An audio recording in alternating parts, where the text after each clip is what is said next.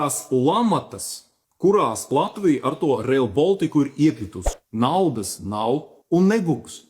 Baltijas vienotība mums te jāsadodas rokā un jāgulda visi tie bezgalīgie miljardi tajā visā tukšumā. Nākamā bēdu ielē, protams, mums ir Air Baltica, investīcijas. Visiem paldies, visiem uz redzēšanos. Air Baltica izlaist to obligāciju cenu. Kas notika? Tad notika ziepes. Tur 100 miljonus, tur 100 miljonus šeit, piešķirsim šeit 200. Vai viņi ir interesēti, lai mums būtu mazākas cenas lieliskā, neatkārtojamā premjera Kariņa valdībā? Es pats personīgi redzēju to uzņēmumu Līvānos, kurā ir vidējā alga 3,5 eiro. Sākumā parunāsim par Rail Baltica, tad mēs parunāsim par Air Baltica un noslēgsim par apkures un ne tikai cenā. Pirmā tēma ir Rail Baltica. Šorīt es vārīju tēju, un fonā ieslēdzu kādas ziņas, kuras bija vakar. Un ko es dzirdu tajās ziņās? Atkal ir tēma Rail Baltica. Un pa ko iet runa? Ka vajag minimizēt izmaksas, mums tur jāskatās risinājumi, bet obligāti ir jābūvē. Nav pat tādas runas par to, ka kaut ko apturēt. Mums jau tur ir zelta pāļa Daugavā, mums tur ir kaut kādi šitie stikla monstri virs dzelzceļa stacijas, bet ir jāturpina tālāk. Bet jāskatās, kur ir jāmazina izdevumi. Nu ko?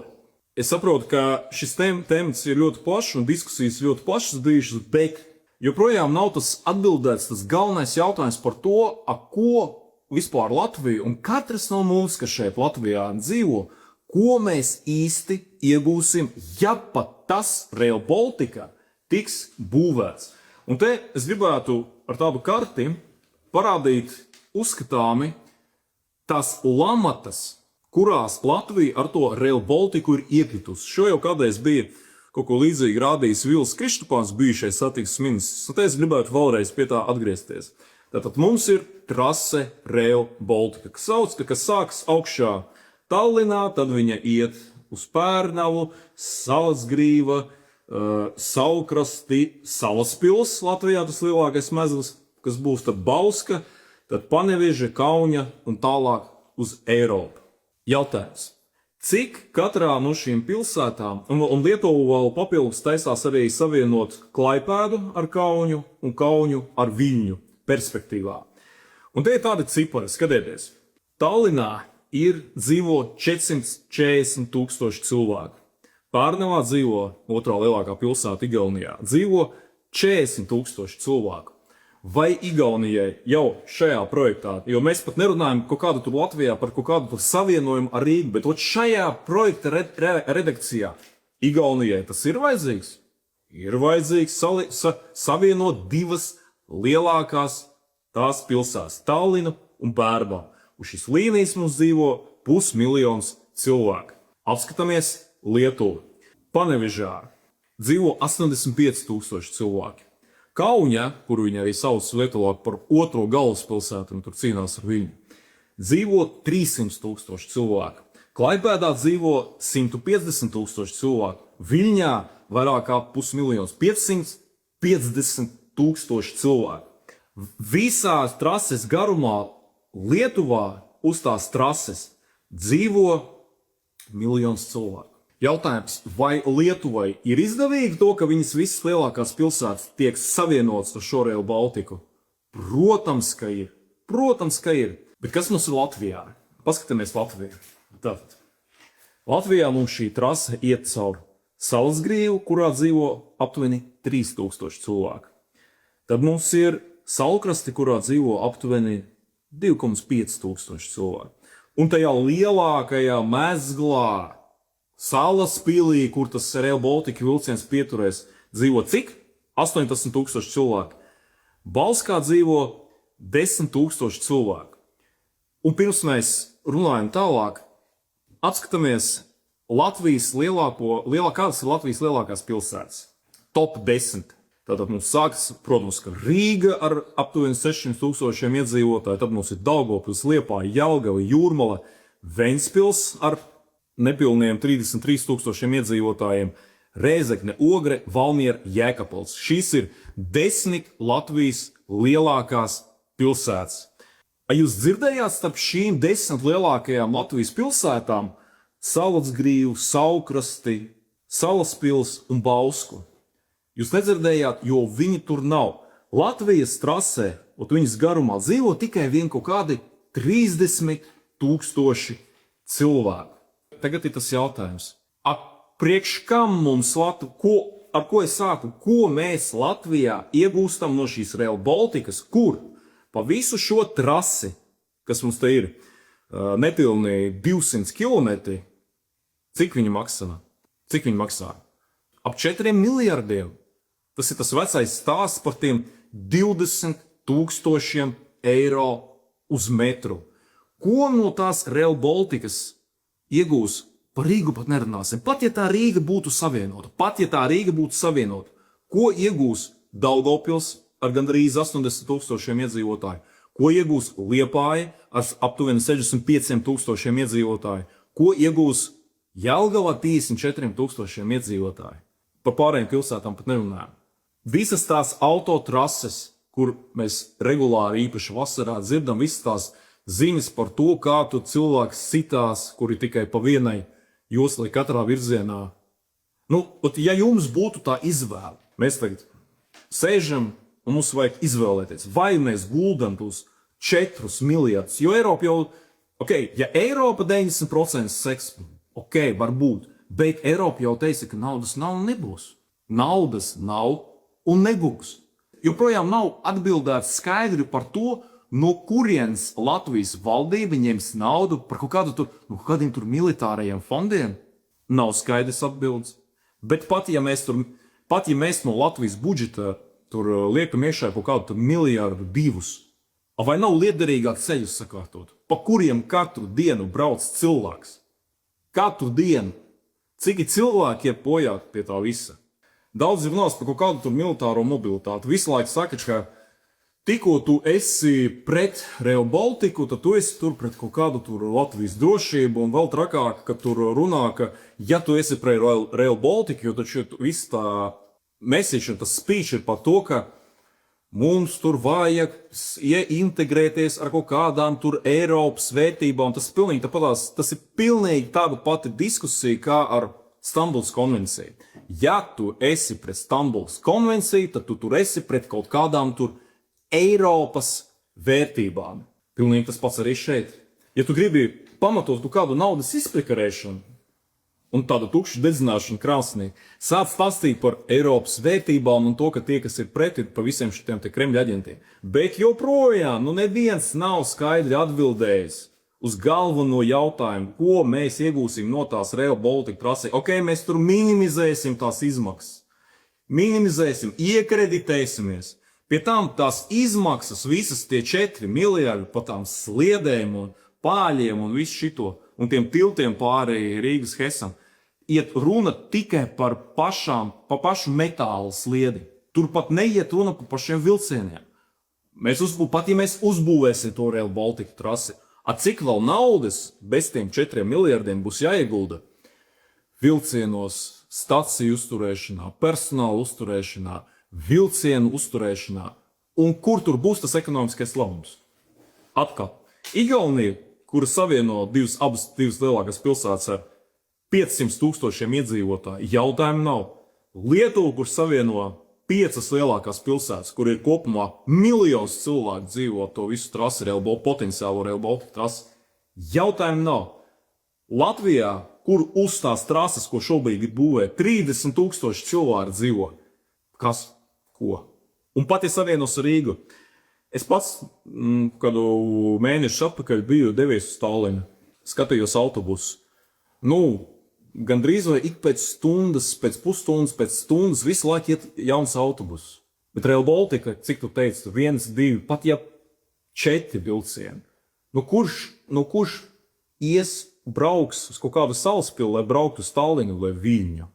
Joprojām uz to jautājumu nav sniegt. Un te mēs pārējām uz tādu lietu kā būvnieku lobijs.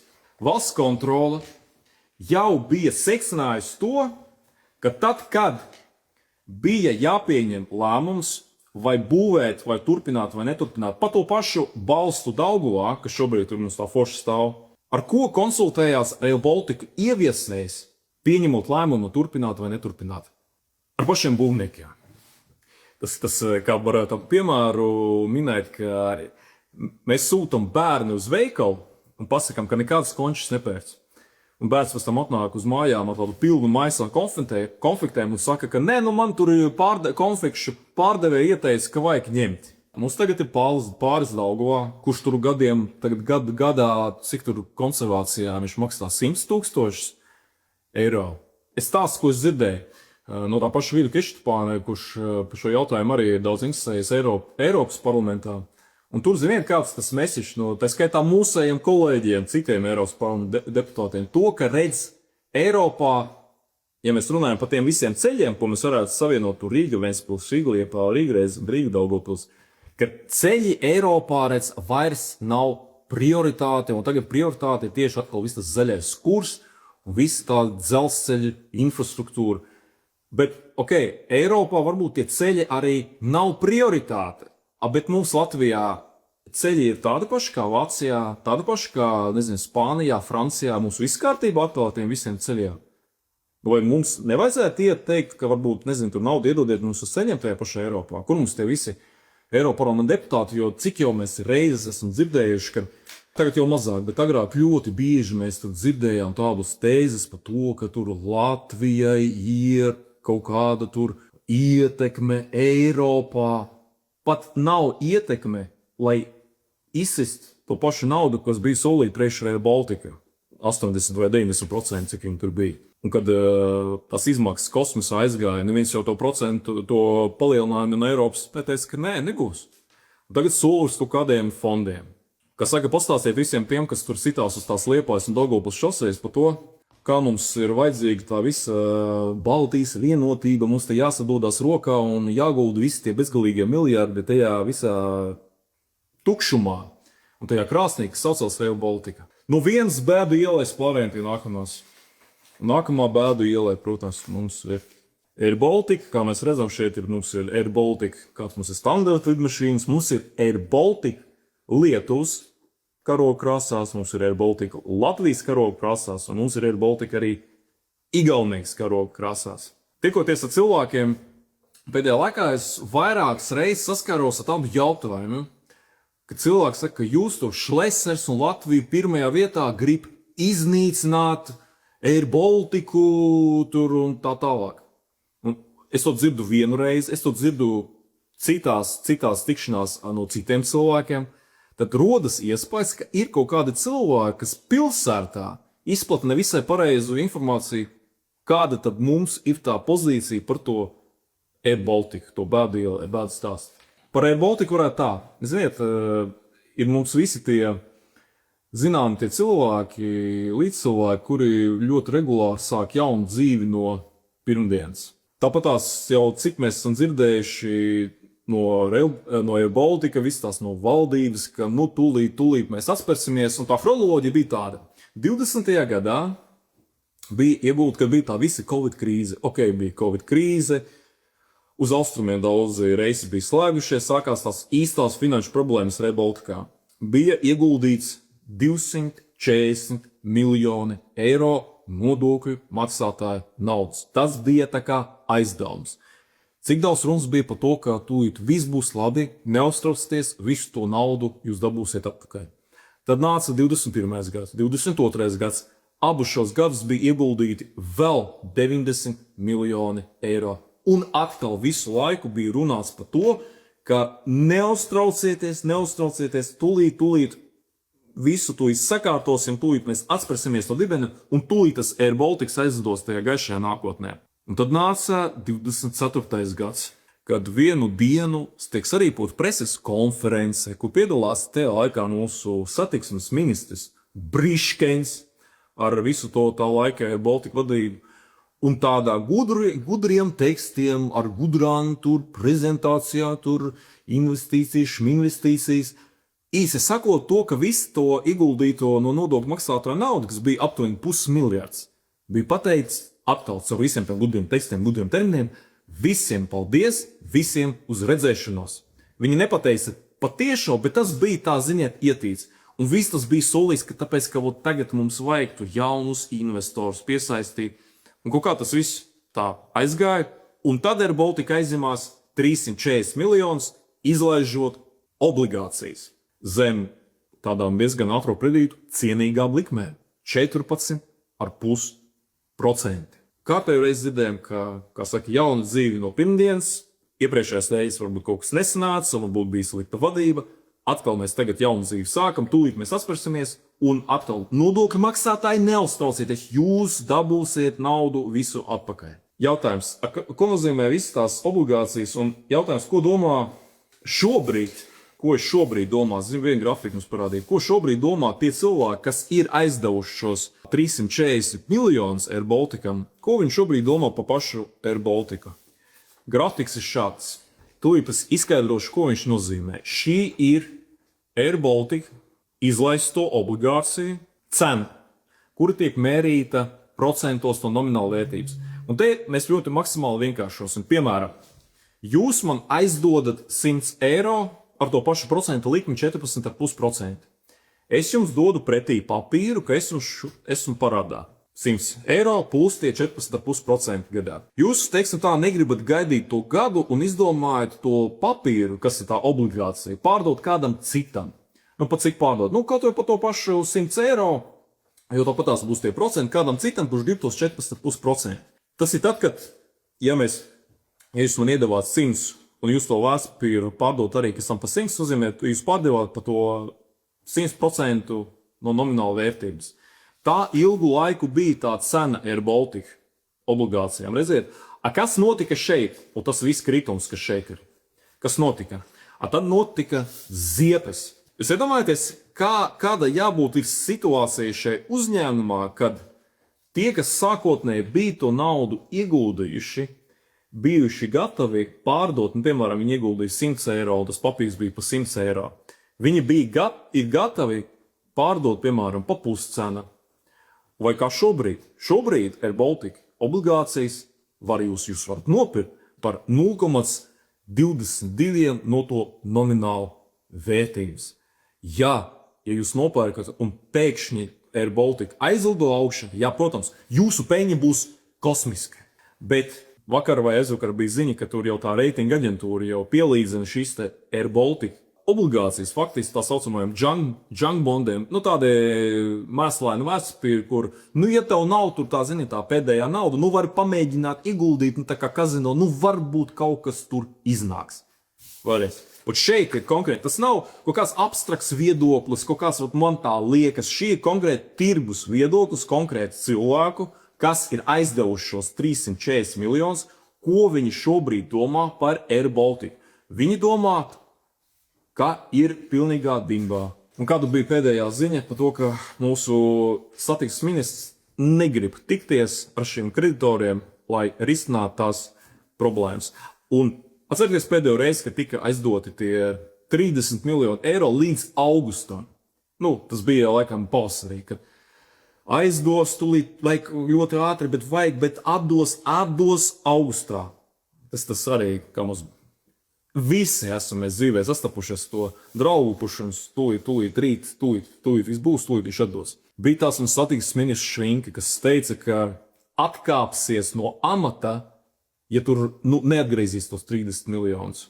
Tad bija vēl tieši tā, ka tie 30 miljoni tika aizdot, Saimā tur žurnālisti staigāja un uzdeva jautājumus. Viņi uzdeva jautājumus vienotīgas frakcijas vadītājiem Jurēvicam, vai viņš būtu gatavs galvot personīgās garantijas par tiem 30 miljoniem, kas tika aizdoti šī gada pavasarī. Viņš atbildēja tā, es būtu gatavs to darīt. Arī jaunās vienotības frakcija ir gatava to šo atbalstīt, jo šī ir mūsu nacionālā aviokompānija. Tā ir ļoti svarīga mūsu ekonomikai, mūsu iedzīvotājiem. Šajā kompānijā strādā vairāk kā 1000 cilvēku.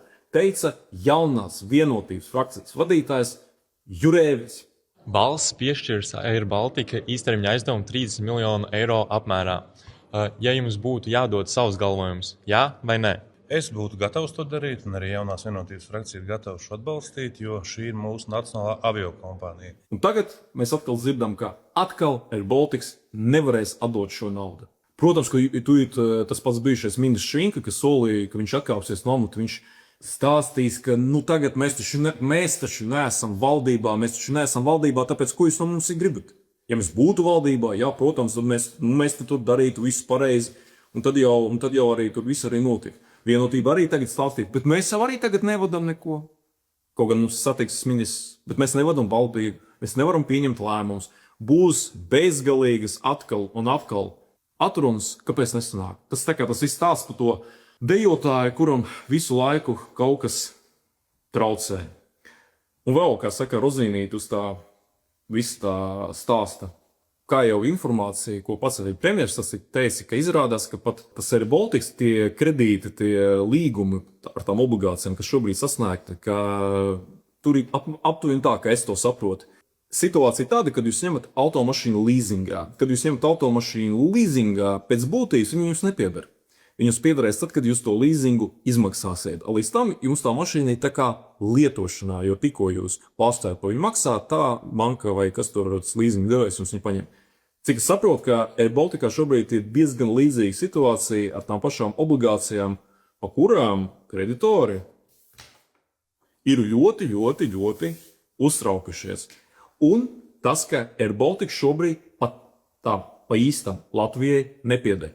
Atbildot uz sākotnēju jautājumu, tātad vai Šlesers vai Latvija pirmajā vietā mēs gribam iznīcināt Air Baltiku? Nē, mēs negribam. Tas, ko mēs gribam dzirdēt, ir konkrēts atbildes uz jautājumu, kur ir pazudusi nauda? Kur viņi ir pazudusi? Tātad Air Baltics lido. Lidmašīnas pilnas, pasažieru pilnas. Runā, ka tas ir kaut kādi tā ģeniālā Air Baltica vadītāja Gausa saslēgtie tie leasinga līgumi, kas bija viņa laikā, kad viņš jau Covidā sāka pirkt jaunas lidmašīnas. Un teica, ka nē, jāpērk, tūlīt Covids beigsies, un mēs tūlīt tur sāksim lidot pa visu pasauli, un tas ir atkal tas stāsts, ka tūlīt viss būs kārtībā. Un otrs ir tas, ka mums beidzot tagad jau sāk par to runāt, un jau kaut ko jau saka, ka ir pieņemuši. Tas ir slēgt visus tos nerentablos maršrutus. Runa nav par to, ka vai mums ir vajadzīgs. Protams, ka mums būtu vēlams tas Air Baltics. Vajag mums to Air Baltica. Bet ne tādā veidā, ka mēs visu laiku ar spaiņiem, kamēr naudas trūks visiem onkoloģijas pacientiem, visiem citiem, kuri visu laiku gadējas, nāk un prasa lielāku finansējumu, kuriem ir īstas problēmas. Kad tā nauda, ziniet, kad tur runāja par kādiem 100,000 šur vai tur, tā kā tur tā baigā kaulēšanās vienmēr tur tajā valdībā notiek. Tad, kad tur, ziniet, tur Air Balticam, tur 100 miljonus, tur 100 miljonus šeit, piešķiršam šeit 200, tur tā kategorijas ir kaut kā, ziniet, tā kā citādāk tiek uztverts, kad jūs nākat ar kaut kādiem tur 10 vai dažiem 100 tūkstoši, jums tur vajag tā kā no ādas līdz ārā, lai kaut kādu to finansējumu dabūtu. Tad, kad vajag kaut ko priekš tā paša Air Baltica, tur iekonservēt to Pauli Daugavā 100-200 tūkstoši eiro. Mierīgi, pat bez vārda runas. Un te ir tās interesants moments, kas tikko parādījās ziņās.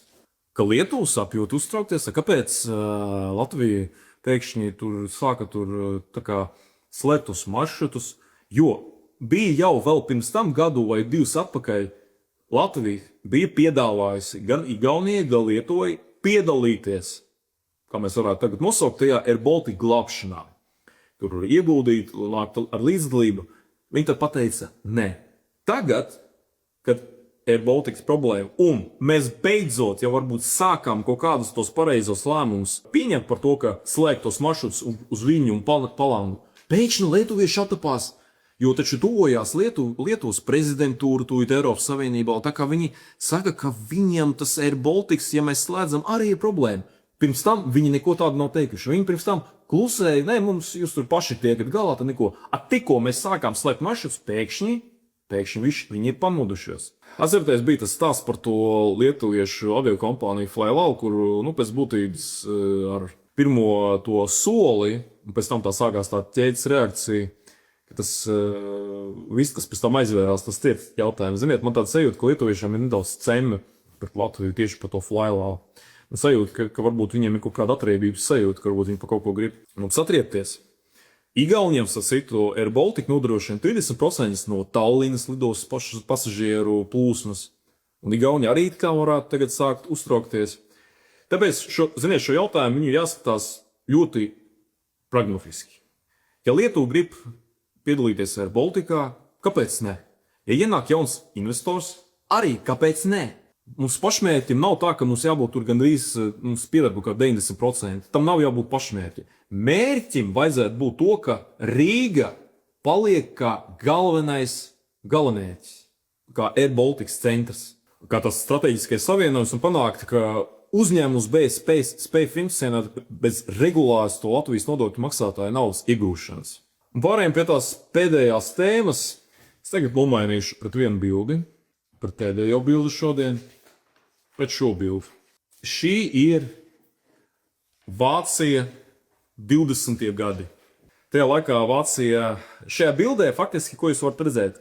Šajā bildē, ja tā vienkāršot, var redzēt to, kas notiek, ka valsts vadība nav spējīga risināt parastos galvenos saimnieciskos jautājumus valstī. Ko mēs šeit redzam? Mēs šeit redzam maisaimnieci, kura kurina, ko viņa kurina met krāsnī. Tas ir tiešā veidā, viņa met naudu krāsnī. Jo, kāpēc viņa to dara? Tāpēc, ka kurināt naudu ir kļūst lētāk nekā malku. Tātad vēlreiz tā ir Vācija 20. gadi, kad viņam bija tā visa finanšu krīze. Un viņam bija tāda lieta kā hiperinflācija, kad tur tā marka bija devalvējusies tā, ka tur maizes kukuls tur maksāja kaut kādus tur 100 miljonus. Tā ir realitāte. Jūs varat paskatīties vēsturi, pagooglējiet, tur jūs to varēsiet palasīt. Bet kāpēc šo bildi uzliku? Tas ir par to, ka mums tikko parādījās tāda interesanta ziņa, divas ziņas, teiksim tā, kuras uzskata, ka ir saistītas. Pēkšņi sākās diskusija par to, ka mums tās pārtikas cenas Latvijā ir pat dažreiz augstākas nekā Vācijā. Tas no vienas puses, un no otras puses apkure tajā apkures sezonā, kas tūlīt nāk virsū, atkal varētu mums kļūt dārgāk. Cits jautājums ir par to, ka man personīgi, kāpēc mums Latvijā vispār tie apkures tarifi pa pilsētām tik stipri atšķirās? Jo, ja, piemēram, vislētākais ir Daugavpilī, kas ir pēdējie tarifi, kas bijuši kopš pagājušā gada 1. oktobra, kad Daugavpilī 66 eiro par megavatstundu, un Rīgā, starp citu, ir viena no dārgākajiem tarifiem. Pāri 83 eiro par megavatstundu bija. Kā var būt tāda atšķirība? Un pie tam Rīgā, aiz Rīgas seko Jūrmala pēc pašiem dārgākajiem tarifiem. Kā var būt atšķirība Rīgā visdārgākais, ja mums viss tā ekonomika stāsta, ka jo vairāk klientu, mums ir tas viss mēroga efekts, un tā kā par cik klientu ir nesalīdzināmi vairāk, tad tā kā mums tas tarifam vispār tā kā beigās būtu jābūt vienam no zemākajiem Latvijā, bet viņš mums tieši otrādi viens no augstākajiem. Bet ne par to. Ir viena tāda lieta. Vispār par cenām runājot, par degvielas cenām, par visām cenām, par apkures cenām, gāzes cenām, elektrības cenām. PVN, pievienotās vērtības nodoklis. PVN valsts budžeta ieņēmuma sadaļā ir tas vislielākais kumos, no kurienes valsts iekasē nodokļus. Pirmais jautājums. Vai valdība mūsu grib mazāk iekasēt nodokļus? Protams, ka nē, viņi grib pēc iespējas lielākas iekasēt. Vai viņi ir ieinteresēti augstās cenās? Protams, visas tās sarunas, ka jā, mums vajag mazināt cenas, tīpaši, ka to saka jaunā vienotība un progresīvie. Mums tur vajag domāt, un kādas risinājumas gadiem jau visu laiku sēž un runā pa vienu un to pašu, ka jā, mums tur darba grupas. Bet vai viņi ir ieinteresēti, lai mums būtu mazākas cenas, kā rezultātā tiks iekasēts mazāks PVN? Jā, mums uz vairākām preču kategorijām ir tas samazinātais PVN. Jautājums, ko tā vietā? Tā vietā, ko vajadzētu darīt? Es, piemēram, atbalstītu kaut kādas nozares un kaut kādu uzņēmējdarbību, lai mums būtu vairāk uzņēmumu, lai cilvēki vairāk tiktu nodarbināti, lai cilvēki varbūt atgrieztos, lai viņi caur tiem nodokļiem un arī kaut kādu jaunu nozaru attīstību. Caur jauniem PVN nodokļiem varētu iekasēt šo naudu. Jo kas ir lielākās tajā PVN grozā, kādas lielākās numur viens kategorija, no kurienes nāk tas PVN? Lielākais kumos. Pārtika un bezalkoholiskie dzērieni. Tas ir numur viens. Tad seko transports, degviela un auto, visa tā nozare. Tad trešajā vietā pēc PVN apjoma ir siltums, elektrība un gāze. Visas iepriekšējās gan transports, degviela, siltums, elektrība, gāze, tās ir vēl tās lietas, kur vēl tāda akcīze. Tas ne tikai PVN, bet tur vēl ir tāda lieta kā akcīze eksistē. Uz degvielu, piemēram, uz gāzi. Ceturtajā vietā pēc PVN ir alkohols un tabaka. Ceturtajā vietā, tāpēc tas ir tas, ko es teicu, ka man arī nedaudz šaubas, vai tur tā cīņa par to, lai, nezinu, cilvēki mazāk dzertu vai mazāk smēķētu, vai viņi arī nav tāda nomināla uz papīra. Ceturtajā vietā pēc PVN apjoma ir alkohols un tabaka. Un tikai pēc tam ir vispārējais apģērbs, mēbeles, restorāni, medikamenti. Atcerieties, kā bija tām degvielas cenām, kad atkal bija tas Irānas ASV konflikts, kad viņas atkal aizgāja kosmosā. Kā tur gaida mēs, kad bija mūsu priekšlikums saimā, ka samaziniet akcīzi. Un pie tam tas akcijas kumos pat bija lielāks nekā PVN. Samaziniet akcīzi vismaz uz to laiku, jo jūs tāpatās po pieaugumu, kad tās cenas aizgāja jau pāri 2 eiro. Nu jūs tāpatās ar to PVN.